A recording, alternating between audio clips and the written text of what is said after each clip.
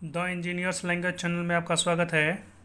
आज की इस वीडियो में हम आपको ऑबलॉन्ग मेथड से दीर्घवृत्त बनाना सिखाएंगे, जबकि उसकी मेजर एक्सिस या दीर्घ अक्ष 90 मिलीमीटर तथा उसकी माइनर एक्सिस या लघु अक्ष 64 मिलीमीटर का हो। तो इसकी शुरुआत में सबसे पहले हम सेट स्क्वायर को सेट करने के बाद मेजर एक्सिस की लंबाई के बराबर एक क्षैतिज रेखा खींच लेंगे, जो कि 90 मिलीमीटर की होगी, जो कि इस प्रकार से खींची जाएगी। उसी दौरान हम इसके मध्य बिंदु को भी इंगित कर लेंगे, जो कि 45 मिलीमीटर पे आएगा। यहाँ पे दीर्घ अक्ष ए बी खींचने के बाद इसके मध्य बिंदु ओ से हम एक लंबवत रेखा खींच लेंगे, जिस पर हम लघु अक्ष को मेज़र कर लेंगे। तो आइए पहले इस पर लंबवत रेखा खींच लें कुछ इस प्रकार से। चूँकि लघु अक्ष की लंबाई 64 मिलीमीटर है, तो इस मध्य बिंदु से 32 मिलीमीटर ऊपर और 32 मिलीमीटर नीचे दोनों बिंदु प्राप्त कर लिए जाएंगे। इस प्रकार से वो 64 मिलीमीटर का हो जाएगा कुल। आइए बिंदु को प्राप्त कर लें।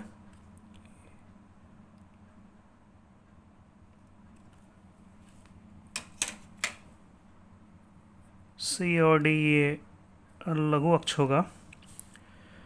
फिर इन दोनों बिंदुओं से इस रेखा की समांतर रेखा खींच ली जाएगी।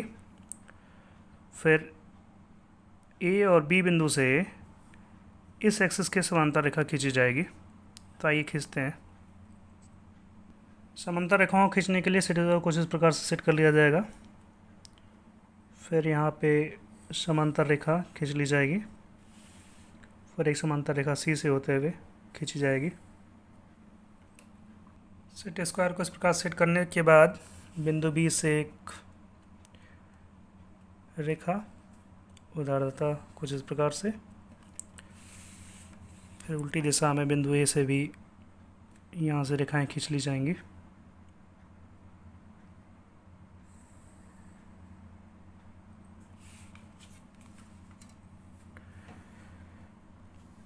यहाँ पे ये बिंदु एम, एन, ओ और पी प्राप्त हो गए। तत्पश्चात ए से लेकर के ओ तक की रेखा को 4 बराबर हिस्सों में और ए से लेकर के एम तक की रेखा को भी 4 बराबर हिस्सों में हम बांट लेंगे।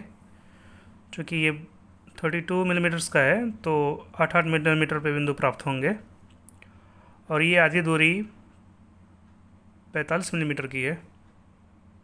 जैसा कि आप देख पा रहे हैं, मैंने यहाँ पे ओ ए रेखा को 4 बराबर भागों में डिवाइड कर लिया है, जिस पे यहाँ पे 3 बिंदु प्राप्त हो जाएंगे।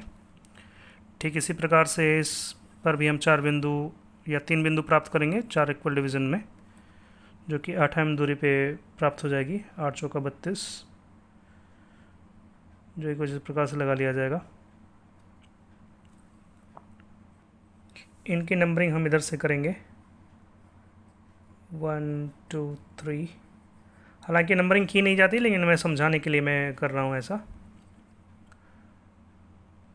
या नंबरिंग करना आवश्यक नहीं, इसलिए मैं इसको मिटा दिया या इरेज कर दिया। तो ध्यान देने वाली बात यह है कि पॉइंट सी से इसको मिलाया जाएगा, फिर इसको मिलाया जाएगा, फिर इसको मिला लिया जाएगा। ये तीनों बिंदुओं को पॉइंट सी से मिला लिया जाएगा आपस में। तो आइए मिला लेते हैं। आइए इन्हें मिला लें।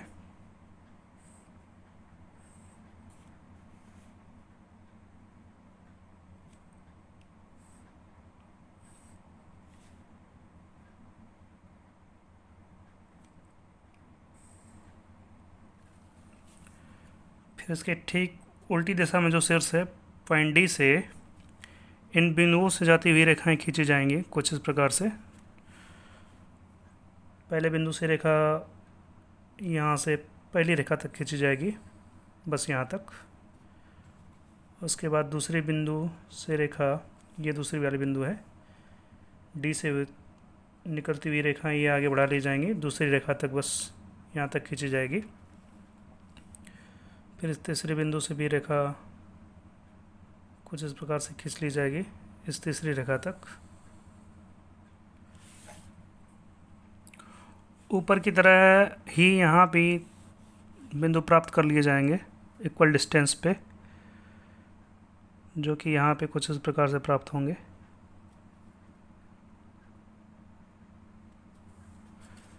ये तीनों बिंदु मिल जाएंगे हमें। फिर इन तीनों बिंदुओं को पॉइंट डी से मिला लिया जाएगा कुछ इस प्रकार से। तो ये मिला लेते हैं।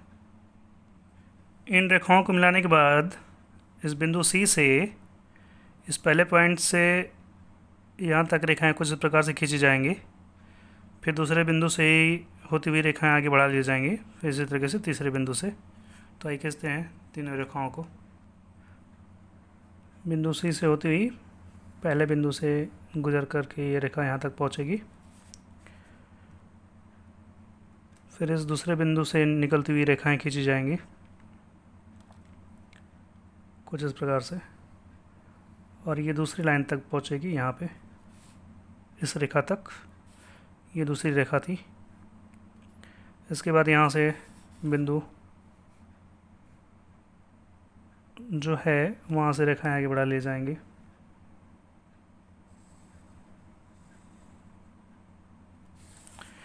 इस प्रकार से यहाँ पे एक बिंदु, दूसरा बिंदु यहाँ पे और तीसरा बिंदु ये प्राप्त होगा। पहले की तरह ही ओ और बी के बीच में तीन बिंदु प्राप्त कर लिए जाएंगे। फिर इधर की रेखाओं पर भी तीन तीन बिंदु ऊपर और यहाँ पे तीन बिंदु नीचे भी प्राप्त किए जाएंगे पहले की तरह। तो उसके लिए हम सेट स्क्वायर को इस प्रकार से सेट कर लेंगे जैसा कि आप देख पा रहे होंगे। फिर इन बिंदुओं का रेफरेंस दूसरे साइड में ले लिया जाएगा क्योंकि हमें इक्वल डिवीज़न करने थे। तो इस बिंदु का रेफरेंस हमें यहाँ पे मिल जाएगा। फिर अगले बिंदु का रेफरेंस यहाँ पे मिलेगा। इसी प्रकार से हम बिंदु को प्राप्त करते जाएंगे दोनों साइड। ये यहाँ पे मिल जाएगा।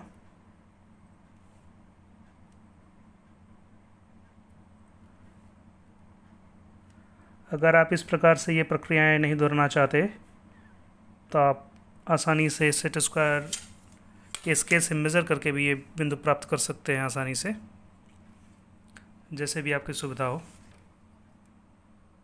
पूर्व में जैसे हमने इस बिंदु से ये रेखाएं आपस में मिलाई थी, आइए वैसे ही इन रेखाओं को मिला लिया जाए यहाँ से भी, जिन्हें कुछ इस प्रकार से खींचा जाएगा।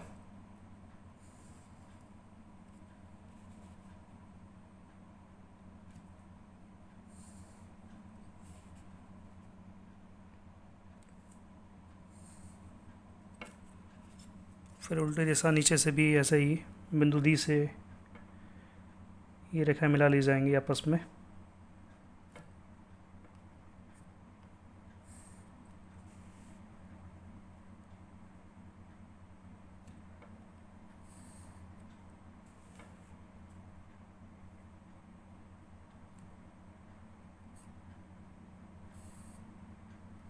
आपकी बिंदु डी से होती हुई रेखाएं यहाँ से आगे बढ़ेंगी कुछ इस प्रकार से।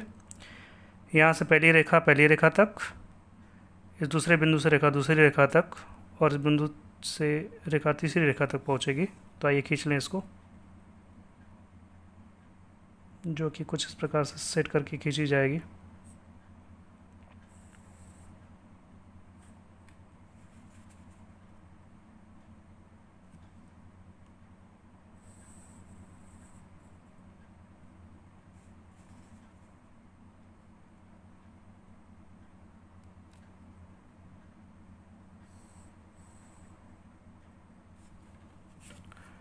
फिर इसी प्रकार से बिंदु सी से इस पहले बिंदु से रेखा गुजरेगी और पहली रेखा तक जाएगी। फिर दूसरे बिंदु से गुजरते हुए दूसरी रेखा तक, फिर तीसरे बिंदु से गुजरते हुए तीसरी रेखा तक। तो आइए इसको भी मिला लें।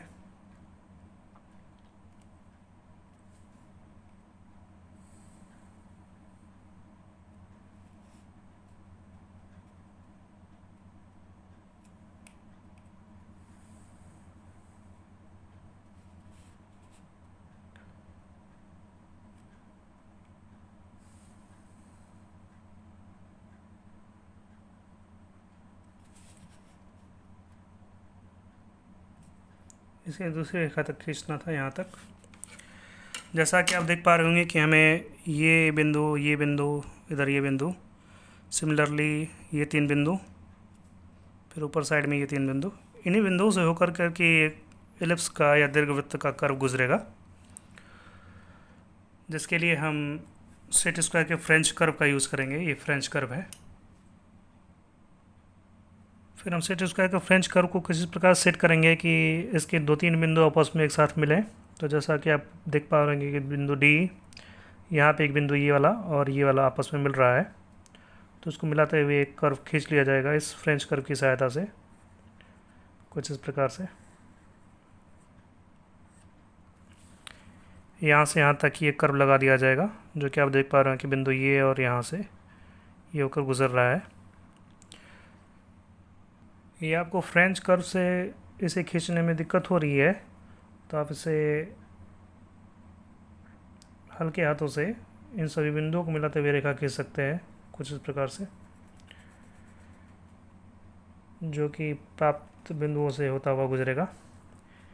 ये फ्री हैंडली इसको खींच लिया जाएगा। फिर इसी प्रकार से उल्टी दिशा में भी। तो पहले एक आइडिया ले लेंगे हल्के हाथों से, जो कि जहाँ से ये कर्व रेखाएं गुजरेंगी, ध्यान रखिएगा जो बिंदु प्राप्त हुए उन्हीं से होकर के ये रेखाएं गुजरेंगी। इसे फ्री हैंड खींचने के लिए कुछ इस प्रकार से हल्के हाथों से निशान बना लिया जाएगा, फिर इसके कर्व को बनाया जाएगा। हालांकि इस कर्व को बनाने का सही तरीका फ्रेंच कर्व का यूज़ करते हुए होता है।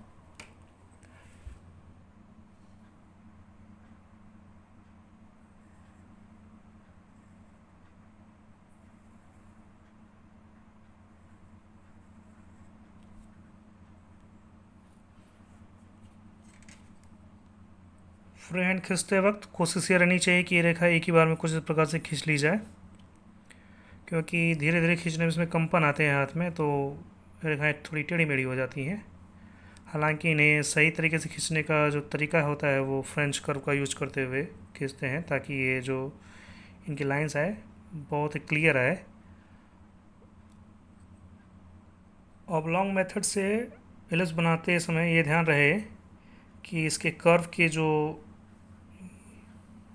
निशान हैं इस बॉक्स के अंदर ही रहे, क्योंकि हमें मेजर एक्स की वैल्यू 90 मिलीमीटर ही रखनी है, उससे ज़्यादा नहीं, और माइनर एक्सिस की वैल्यू 64 मिलीमीटर्स, मतलब इसके अंदर ही रखना है। इसके बाहर अगर आप खींचेंगे तो मेजर एक्सिस की या माइनर एक्सिस की वैल्यू ज़्यादा हो सकती है। आइए इसको हम दोबारा दोहरा दें इनको बनाने के तरीके को। सबसे पहले हम मेजर एक्सिस खींचेंगे, फिर माइनर एक्सिस खींचेंगे, फिर ओ से लेकर के ए तक के बिंदु को 4 बराबर भागों में बांट लेंगे रेखा को, जिससे हमें यहाँ पे 3 बिंदु प्राप्त होंगे। ठीक उसी प्रकार ए और एम की रेखा को 4 बराबर हिस्सों में डिवाइड करेंगे, जिससे यहाँ पे 3 बिंदु प्राप्त होंगे। फिर सी से पहली रेखा को मिलाया जाएगा, फिर दूसरी और आखिरी में तीसरी रेखा को। फिर उसके उल्टी शीर्ष डी से बिंदु जो पहला है वहाँ से होती हुई रेखा पहली रेखा तक पहुँचाई जाएगी। फिर डी से ही दूसरे बिंदु से होती हुई रेखा दूसरी रेखा तक यहाँ पहुँचाई जाएगी। फिर इसी बिंदु से बिंदु 3 से होती हुई रेखा यहाँ तक बढ़ा ली जाएगी, जिससे यहाँ पर 3 बिंदु प्राप्त होंगे, जो कि इस कर्व को बनाने में सहायक होंगे। ठीक यही प्रक्रिया उल्टी दिशा में दोहराई जाएगी। यहाँ भी 3 बिंदु प्राप्त कर लिए जाएंगे। फिर बिंदु सी से यहाँ से होती रेखाएं, ये 3 रेखाएं खींच ली जाएंगी, और बिंदु डी से इन तीनों रेखाओं को आपस में मिला दिया जाएगा। उसकी वजह से यहाँ पे 3 बिंदु प्राप्त हो जाएंगे, जो इस कर्व को बनाने में सहायक होंगे। फिर इसकी उल्टी दिशा में ओ से लेकर के बी तक की रेखा को 4 बराबर भागों में डिवाइड करेंगे, जिससे यहाँ पे 3 बिंदु प्राप्त होंगे। फिर जैसा इससे पहले आप किए हैं, बिंदु सी से इन तीनों रेखाओं को आपस में मिला लिया जाएगा। फिर बिंदु सी से ही इन तीनों बिंदु से होती हुई रेखाएं खींच ली जाएंगी, और डी से भी। इस प्रकार से सभी रेखाओं को खींचने के बाद प्राप्त इन बिंदुओं को आपस में फ्रेंच कर्व की सहायता से खींच लेते हैं। अगर आप चाहें तो इसे फ्री हैंड भी खींच सकते हैं। उम्मीद है कि आपको ये वीडियो समझ में आया होगा। वीडियो पूरा देखने के लिए बहुत बहुत शुक्रिया।